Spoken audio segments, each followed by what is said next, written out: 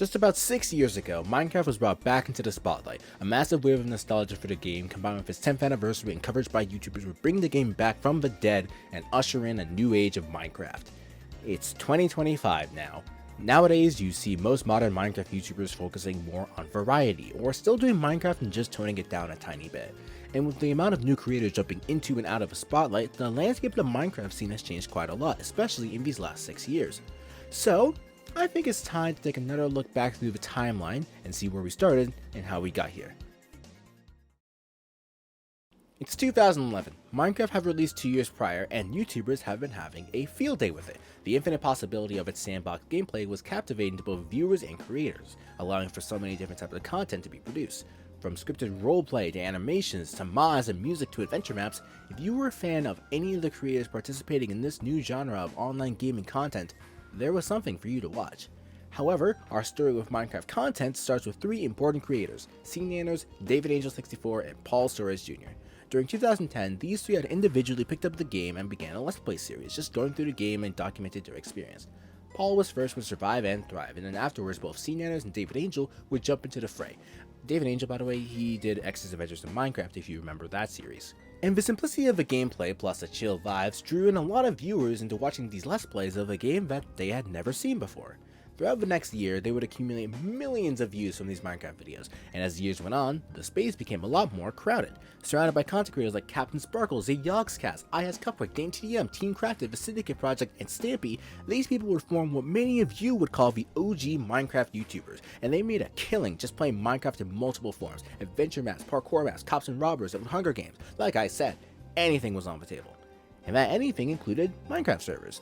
The day after Notch had publicly released the game on May 17, 2009, he had already begun testing out multiplayer functionality, and the functionality was fully implemented in alpha version 1.0.15. This led to many people just starting up their own servers to screw around with friends, or hop on a server that one of their friends hosted, or that someone else from across the world hosted. This would lead to the start of some of the oldest, still running Minecraft servers like Minecraft Online and 2B2T. And throughout the next few years, multiple other servers would prop up, but not just survival multiplayer servers. Throughout the mid to late 2010s, minigame servers like Hypixel, The Hive, and Mineplex would begin to open and gain popularity, mainly through the YouTubers that I had already mentioned playing on those servers, and these same servers adding new and interesting games to keep players interested, like Skywars, survival games, and Biome Battle. All of this led to an explosion of the game during the early parts of the 2010s. Creators were screwing around with as many mods, maps, and command block creations as possible in order to capitalize on this new trend that was getting those good views, which led them to find each other and start collaborating with each other on projects, leading to collabs like the first ever Minecraft Hunger Games hosted by ISCupquake and multiple Cops and Robbers videos with Team Crafted. Minecraft was such an easy game to grasp. You can get anyone's mind hooked on that game. And when's the best time to get someone interested into a game for as long as possible? That's right, when they're young. And multiple fans of these creators back then were really young. I can attest, I was one of them. I was like 6.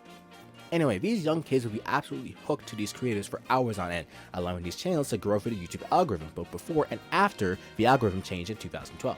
So young kids would be watching these really interesting Minecraft videos, which would tell YouTube, hey, people like Minecraft on YouTube. And so YouTube would start pushing Minecraft content heavily, which would get these creators to create more Minecraft content, and so it went round and round and round and round in a circle. The cycle was nigh unstoppable going into 2013 and even into 2014. But as we approached 2015, things began to stagnate. So now it's 2015 and Minecraft is kind of low on Google searches, especially on YouTube, where those tens of millions of views had slowed down to just single-digit millions and even down into the hundreds of thousands. That's a lot of views still, but when you were at your peak just literally last year and you open your YouTube studios just downward arrows, that's quite discouraging. And you know that fan base of mainly young people? You know how at that age you do cringy stuff because you thought it was cool? Well, many of those kids growing up with Minecraft content at that time were now being pretty scrutinized for liking Minecraft. We'd reached the point where Minecraft was a baby game, a game for little kids, a game only 12-year-olds on Xbox Live liked, and you were silly for liking it. You know, it didn't really help that the updates at the time weren't really pushing the game to new heights just yet. Looking back with the benefit of hindsight, World of Color in 2017 had the most impact for those just building, and the combat update in 2016, while controversial, was a much needed refresh for the game at the time. You know, plus, it also added extra content to the end, a dimension that, at that time, was pretty flat besides the singular island that you fought the dragon on. But then you had updates like the Frostburn update in May that added a polar bear, a new type of zombie to desert biomes, and a new type of skeleton to snowy biomes. Not too exciting, yeah? And those adventure maps and other cool bells and whistles that were so popular in 2011, yeah, those are cool and all, but viewers had already seen the power of these types of adventure maps. Besides new stories to tell and new abilities to perform them for new commands and such, adventure maps were just kinda there for now. Oh, how about servers? Oh, they're doing great. They're making cool games, they're getting a lot of players, they're making a lot of money. Oh, well, that's... Yikes. Okay, you know what? That's not that big of a deal. Let's take a look at Minecraft YouTube in 2015 to 2016. Surely, nothing's gone wrong here, right? Surely. Okay, yeah, this is the part where we talk about the... Yeah, Yeah, so, for those new to this whole thing, 2015 to about 2019 was considered the dark ages of Minecraft YouTube and Minecraft in general. And one of the factors in that was the huge amount of allegations against multiple YouTubers who appealed to kids being pedophiles, like Lion Studios and Jim Bob in 2016 and 2017, which were picked up by Scares, Colossus, Crazy, and Keemstar, respectively. Keep Keemstar in the back of your mind, he will return. MCYT at this time also had a shift towards more kid-friendly content, with things like Minecraft in Real Life, which were made for an audience of mainly kids. You know what else came out around this time? The original Monster School series by Willcraft. This wasn't the current genre that we know about today, but it was a much more humble version, one that was much more about the actual school rather than what it would eventually become. But anyways, we're in that age of Minecraft where, to be fully honest, people just grew up. And then the next generation of kids who began playing it during that time were labeled as cringe little babies who don't know true gaming, and most importantly of all, loud and annoying. So when you got a reputation of, well, loud kids in Minecraft pajamas who sing Minecraft parodies and original songs at a school talent show thinking it's cool, most people who grew up with the original MCYT gang would look at those kids and be like, fucking ew, bro, what are you doing? At those young kids. And then the new generation would keep doing that over and over and over again. The average Minecraft player in 2016 was seen as a little kid on Xbox Live screaming down the mic, or some kid chanting the 3 funny letters on Mineplex and Hypixel. And for those who stayed and hell, even chatted about Minecraft online on sites like Reddit, they get hit with a, bro, you're a little kid, shut the fuck up. So, fuck, things are just awful. Extremely influential Minecraft YouTubers with young audiences are being outed as sexual predators. Minecraft servers are bleeding money. The reputation of its game and its fans as a whole are just down the drain. And besides those who build and those who have been around the scene for years, there's not much that's new for Minecraft at this point in time. Time to turn the ship around. And here we are in 2018. Minecraft is at an all-time low. What do we do from here? Alright, well, I got a little bit of a plan. 1, let's give Pocket Edition its own version 1.0, a full release, the Ender update, which was released in December of 2016. From this point on, Mojang would now be updating both Pocket Edition and Java with essentially the same amount of content at the same time. Oh, and Minecraft PE got a port onto Windows 10 computers as a result of the Microsoft buyout 2 years prior.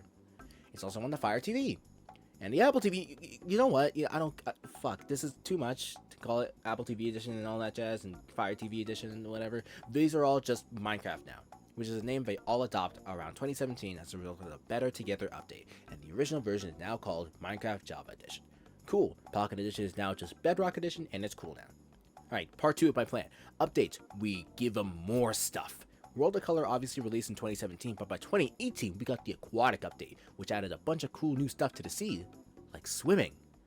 And third part of my plan, let's spark some nostalgia real fast. 2019 marked the 10th year since Notch released the first version of Minecraft on May 17th, 2009. And this sparked a wave of nostalgia across the world, making people who used to play Minecraft go, oh shit, Minecraft's still around? Huh. I remember having so much fun playing that when I was a kid. Let me go reinstall it and see if it's still fun. And to their surprise, yeah, Minecraft was still fun. People began to flock back into Minecraft with the new updates, adding stuff like updated villagers and upgrading the villagers from the wood dimensions into gangs of guys who would sometimes raid your village. That's fucked up. Oh, and bees. Trans bees. Thanks, Bursty. Minecraft's 10th anniversary would also attract back the old MCYT royalty of the early 2010s, many of whom began jumping back into old series of theirs and re-collaborating with other creators who had also been big back then. And the scene was once again crowded with new creators on the scene. In particular, a specific group of guys on a Minecraft SMP had begun to blow up on Twitch and YouTube. I am of course talking about CallMeCarson's SMPLive, a Minecraft SMP with only one rule: be live streaming while on the server. And this server became huge online in 2019, with huge legions of fans at every turn on websites like Twitter. Fans were drawn to each individual creator's personalities, their interactions with the other creators on the server, the builds they would make, and most importantly, the reoccurring jokes. I will eliminate the middle class.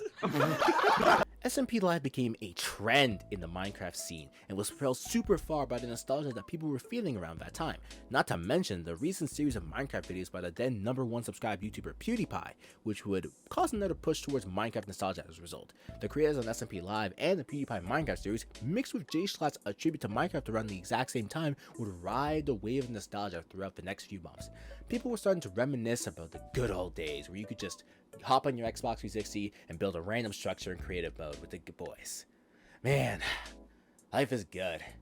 No way we could go higher than this. What's up, Drum Alert Nation? I'm your host, Killer Keemstar. Let's get right into the news. Hey, I told you to keep in the back of your mind, didn't I? Out of all the people you'd expect to run a Minecraft event, Keemstar wouldn't rank in my top 10. But as a result of a joke he made while talking about his other event, Friday Fortnite, Minecraft Mondays would begin on June 24th, 2019 with a humongous prize pool of $10,000. Jesus Christ. And the crazier part than that, a huge amount of money for Minecraft? The teams. 1 week you'd be watching Technoblade and Shotgun Raids tear up the entire map of Quackity and Nicholas Cantu from Gumball were trying to survive the oncoming storm of Technoblade. Then the next week you'd see James Charles play over jschlatt, and then the next week would come with an even crazier matchup. Minecraft Mondays would change the Minecraft event scene heavily, pushing Minecraft's popularity alongside it, and it would heavily boost the popularity of creators playing in it, most notably Technoblade. But after the server got hacked and destroyed in November of 2019, Keem would stop doing Minecraft Monday altogether, which meant that the biggest Minecraft event of the time was essentially over and every creator went their separate ways. Still, it's hard to understate the impact that Minecraft Monday had in 2019, and that impact is going to come back in full force later. Well, I'll be damned, we're so back right now. Minecraft's in a pretty stable space at the moment, people love the updates, creators are thriving, and new creators are popping up all over the damn place. Minecraft's not immortal yet though. That will require a lot of people to be stuck inside, not able to do anything except watch Minecraft. Like, we can't really make that happen. There's no way something like that's gonna happen out of nowhere. And then COVID hit in March of 2020. Multiple countries around the world announced a lockdown in order to protect their citizens from catching the virus and began enforcing social distancing and masking rules. Now you can't go out to the mall with your friends and you just have to settle for calling them on Discord or Zoom or just over the phone. And this scenario was the perfect environment for online gaming to thrive. Additionally, this scenario opened the door for online content on sites like Twitch and YouTube to pop the fuck off. With nothing better to do than just sit and watch YouTubers and Twitch streamers, Minecraft was just one of those games just pulled along for that ride. And with that, many new creators were springing to immense growth and success during the lockdown. And I want to focus on one individual in particular. You already know him. Dream. Hi. Starting his Minecraft journey in 2019 with cursed Minecraft videos and, quote, trying to find PewDiePie's Minecraft seed, Dream was a relatively new face in the community by 2020. After the PewDiePie seed hunt was over and as cursed Minecraft videos began to decline in popularity, Dream would then start a new series parodying BuzzFeed Unsolved, but applied to Minecraft. And those videos did pretty well for him, earning him a nice crisp 10,000 subscribers by July 2019. Around the time when Minecraft butt videos were becoming a thing, Dream would hop onto that and begin making different types of videos in that style going into 2020 alongside his friends Sapnap and George Not Found. The trio, known as the Dream Team, would then continue their journey into YouTube together, with Dream leaving 2019 with just under 1 million subscribers, hitting that by the end of January 2020.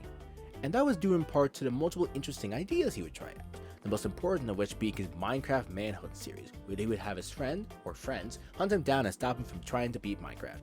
And that would be an even huger success for Dream throughout the rest of the 2020s, pushing him to an even further subscriber count of 1.9 million by April 2020. And that same month, on April 24th, 2020, Dream began a new Minecraft world with George and Sapnap, a Minecraft world that was usually streamed and only had a handful of members. Until it didn't. On the 4th of July 2020, TommyInnit was invited. By this point in time, TommyInnit was a rising star in the MCYT community, having come to 2020 with over 100,000 subscribers off of making videos in Hypixel Skyblock and being a member of SMPLive. And he was known for being annoying, an instigator, a man of chaos for the bit. So his addition to the Dream Team Minecraft server was A very interesting choice. The chill vibes of the server were squeezed to a halt with Tommy's addition, which is a welcome addition for many fans. Tommy's addition to the server would mark a turning point in the server's history. For one, this is the Dream SMP now. That's the name Tommy came up with, good for him. For two, more people were given invites throughout the next week, like Fundy, a Dutch Minecraft programmer man, Tubbo, a fellow Minecraft streamer and close friend of Tommy, Purpled, a highly skilled Battle Wars YouTuber and streamer, and most importantly to this story, Wilbur Soot from SMPLive. Wilbur would have one of the biggest impacts on the server during his tenure. On the 30th of July 2020, Tommy and Wilbur would go live selling potions as drugs, which went wrong and would lead to the creation of L'Manberg, for Dream SMP's first real big lore event. This lore would escalate more and more and more and more, growing a massive fanbase along the way. But they weren't the only SMP around. Multiple other SMPs have sprung up during 2020 and into 2021, now that people were locked inside and all that, like the Bear SMP, which had started in summer of 2020 and would gather its own following through TikTok and Twitch. As well, throughout the peak of Minecraft SMPs, multiple creators just getting into Minecraft series would make their own SMPs, each with their own set of creators with different personalities, but somehow the exact same jokes about arson, how short they are or / you were. It was 2021, man. Different times. It was now pretty damn easy to start up a server and just fuck around on a stream for content. And in this lockdown, what else could you really do? Right, so besides the SMP scene, the Minecraft event scene by 2020 was looking pretty sparse. Minecraft Monday had been the biggest by that point, and when Keemstar stopped doing it, it left a massive vacuum. And that is where Scott, dang that's a long name, Smager comes into play. A former player in Minecraft Monday, he noticed the gaping hole of personality-driven Minecraft events and reached out to Stefan Noxide Panich of the Minecraft map-making group Nox Crew for his advice on the idea. Panich loved the idea and offered to have Nox Crew help out with developing the idea in full. And so, in November of 2019, the first Minecraft Championship event came to fruition, pulling in creators from SMP Earth, the Sims community, Hypixel, and variety Minecraft content in general. MCC would then go on to become a massive event in the Minecraft scene, and would go on to spawn a thriving Minecraft event scene that we're still into today, with events like Block Wars, Pandora's Box, and many more. The updates around this time are also certainly going up in quality as well. COVID obviously threw a wrench into Mojang's work speed, but still, in June of 2020, Mojang would release 1.16, a full overhaul of the Nether, complete with new biomes, new mobs, and a new ore, Netherite. This update was huge and signaled a new generation of updates to this already decade-old game, and now fans were just clamoring for a brand new update that would hit just as hard, and Mojang knew just the place to update. At Minecraft Live 2020, we got introduced to the Caves and Cliffs update, which overhauled the entirety of the world underground and satiated an almost decade-long request from fans for a cave update. So now we're in 2022, and Minecraft's essentially pulled itself back into the spotlight. Fans are enjoying the content made by creators, resulting in Minecraft getting over 201 billion views in total by the end of 2020, and then reaching 1 trillion total views on YouTube by December of 2021. Servers are thriving, people are enjoying the game, and the updates are tremendous and breathing new life back into it. But with all of this success, where do we go? We've finally gone beyond infinity. Oh yeah, so we're in 2022. Following vaccine distributions, countries have reopened and lockdown has begun to wind down.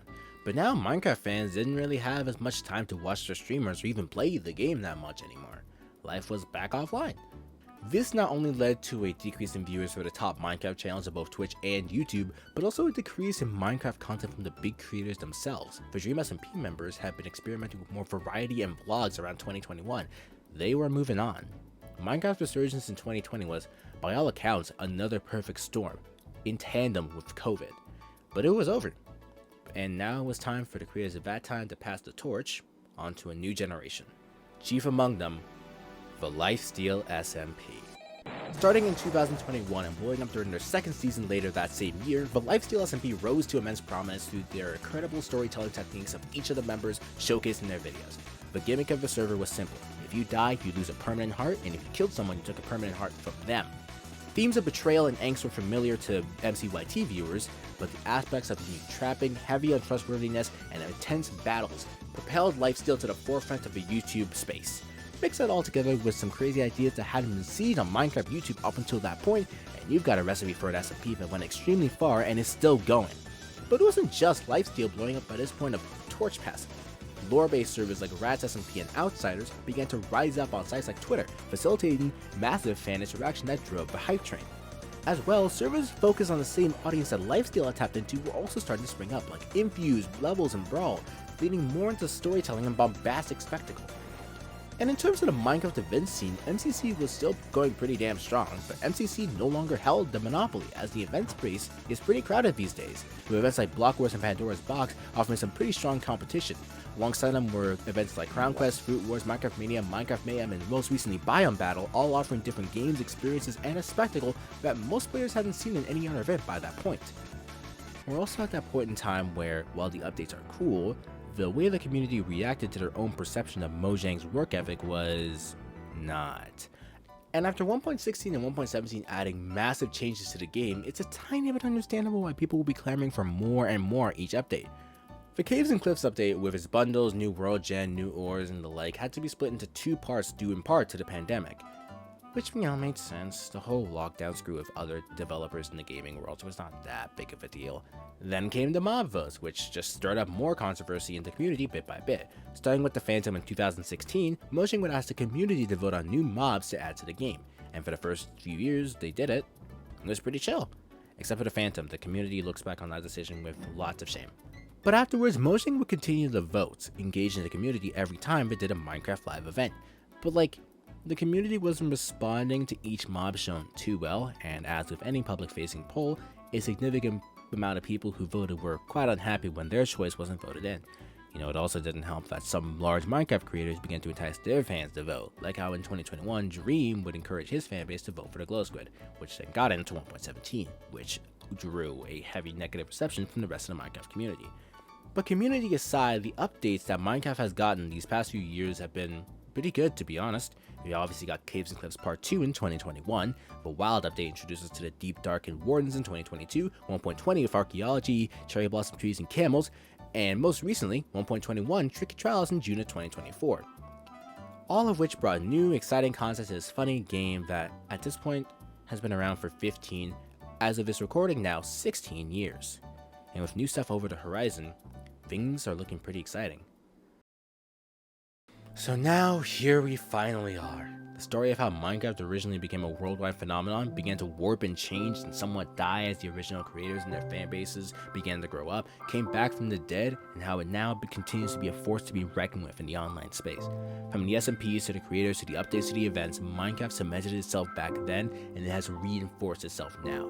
And with the current generation of Minecraft creators and updates and the community slowly changing bit by bit, it feels like Minecraft's got a pretty bright future as far as I'm concerned.